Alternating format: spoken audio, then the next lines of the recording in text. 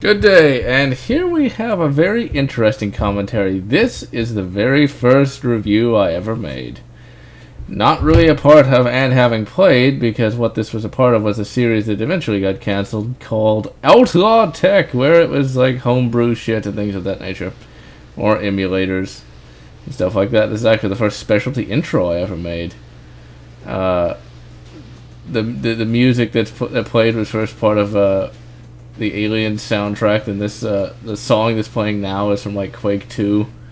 This is very much an experimental design that a lot of this stuff would end up being repeated. This is episode 4, which is funny because this is the only Outlaw Tech episode, the earliest one you can find. Oh god, there! What is it? What? Oh my god, who is that? I think this was made in 2008, maybe. Different camera, different lighting. I look like an idiot. Different camera. That's actually an interesting story. The camera that ended up being used in literally every single video, official video, I guess. Well, this is an official video of every single review is an HD camera, a Canon Vixia. See if I can find it. I don't feel like getting up. Anyway, but initially the reviews were going to be done with a different Canon camera, Canon something or other, but the it broke. Something in it broke. And you couldn't recharge the battery. So that was sort of a lost cause, and the camera was a grand total of about maybe 3 months old. I want to say it was like a month or 2 months old. But this video actually is an example of what the reviews would be like to come, but it's completely unscripted, and this is before I sort of refined my off-the-cuff technique that we'd later see, you know, in the latest Alien videos that are completely unscripted, but they actually sound scripted. This is completely a ramble. I have no clue what I'm saying, nor do I even want to know, because I'm pretty sure it was stupid. But when we actually get to the gameplay itself, what you guys are going to see is actually... Because, see, like, here's the thing. When I edit a video, I have to be able to stand it. What does that mean, you may ask? Oh, this is where I'm talking about different DS flash cards. And like, I don't even have the flash card anymore that we're seeing here. I actually ended up giving it to, I'm not even sure who I gave it to, but I gave it to somebody. I wish I hadn't, because there's some things that work on that flash card that don't work on the one I still have. Oh, look at that cut. That was amazing.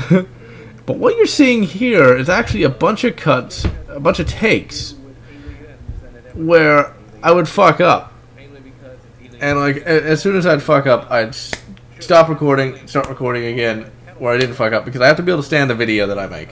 I can't leave in a bunch of uhs or ums or dead space. There probably is some of that in here, but it's not as bad as it could have been. And so you'll see cuts galore, and this is technically not even that bad of a review. I mean, for an early one, but there's something that a lot of people have complained about, and I will agree. Essentially, I say that word a lot, don't I?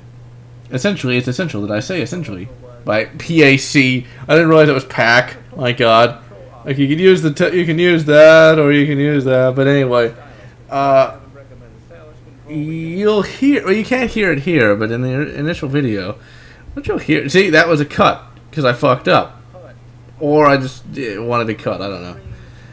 But, where was I? You'll hear the Batman NES soundtrack throughout the entire thing. And I did that because I thought it would be too boring to just have silence. Realistically, you know, I could have picked anything but Batman NES, and I probably should have. Excuse me there, ladies and gentlemen. I probably should have. This video is so boring that it's tiring me. But no, I really should have turned the volume down on that Batman NES, but I didn't. But, and it's one thing that's kind of interesting is even at this early stage of reviewing, and this is not me trying to sound like I'm superior Spider-Man as played by Doc Ock, but no, you know, a lot of people will do DS related stuff or handheld related stuff, and they never get it right, and I don't understand how hard it is, why it's so hard for them to do this, because it's like, I knew this from the beginning. And it's like, see, I can't say this without sounding like a complete dick, but look at how you can see the screen. You know why you can see that? You can have the lights off. Okay, and I have the now I know it's not centered or anything. That would get better with time, even though you got all the videos that it got better in are long since taken down. But see, the thing is, you can see the screen. You can see it really good, and not even Ashens will get this right. Nor even Mark from Classic Game Room will get it right. He'll have the light on in the back, which makes the screen completely almost impossible to see. Now, Mark did get better. He did eventually start turning the light off. But I don't think even Ashens will turn the light off at first. You know, like, oh yeah, look at this. No, this is of course with only backlit games. Like if it was like the classic Game Boy, there's something you can really do about it. But there'd be so many reviews of handheld games where they won't turn the light off. And it's like, you have to do that, otherwise you can't see. This review would be so much worse if you couldn't see it, you know? And that's one of the things that early on why I wanted to actually start doing a lot of these handheld things is because no one else did it right. There's always, you just shoot the screen from like really far off.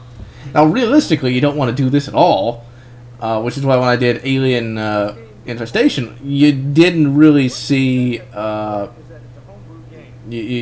just used an emulator, but I guess I should talk about the review itself. This is actually very hard. I'm really scrunched in behind the I'm scrunched in kind of in front of I'm behind the camera, but I'm reaching past it to manipulate the game itself. And let's see, I really honestly don't remember anything from 2008 when it came to this. I remember this being a review that I was pretty proud of back in the day, just because of the video quality that we're looking at here, and just how well it all turned out. And I don't really know the content of what I'm saying, because I can't stand hearing myself in these early reviews. But I know that I really go into detail on it. I don't have a lot of ums or uhs. But one of the things that this video would inspire me to do would be to start scripting. It would be to start scripting a lot, because I found scripting easier, because you know what you're going to say, and you know how you can edit it. Because when I went to edit this particular video, I didn't know what went where, or what the order should be, or anything like that. And this is actually completely live gameplay. As I play this game for you, I'm reviewing it, so I'm trying to play the game and review it for you all at the same time. And I'm about to sneeze, but I'll try to hold off for a little bit. And, well, it's over. Then we've got Starfleet Command 3 and 43 seconds of credits. Wow. This is a mod for Starfleet Command 3. We'll get back to the game. We'll probably run over long just because it's a pretty short video. But look at this. Look at this. This is the Discovery attacking the Sulaco. The Sulaco that's armed with heavy Ori beams and nuke missiles. Holy crap. This is Sci-Fi Wars mod for Starfleet Command 3. I don't have the mod, don't have the game anymore except for on disc. It sucks because I used to use this as my credits because it was like... and the reason why I use this is because I wanted to have something different. Oh, this is from 2009. Okay. So I thought this was 2008.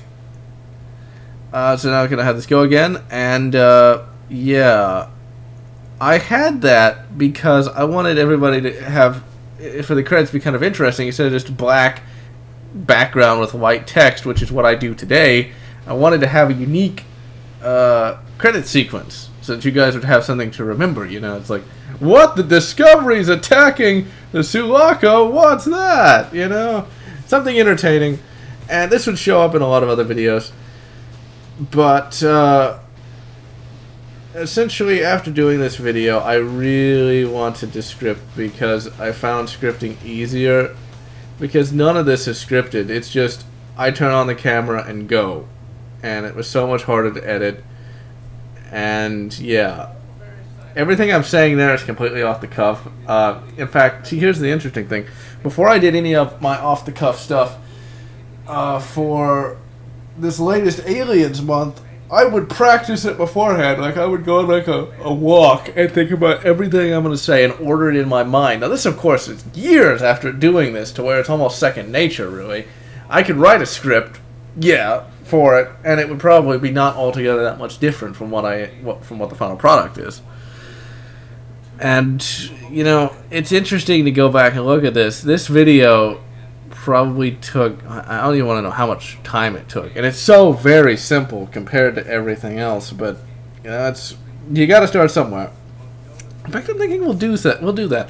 The very next commentary is actually going to be of an interesting little review that got more popular than it should have. That was also off the cuff. In fact, I think it was the final off the cuff game review before Aliens the arcade game, and it was also, I believe, to be the final review of anything with this particular camera, and that, of course, is Metal Slug on Dreamcast.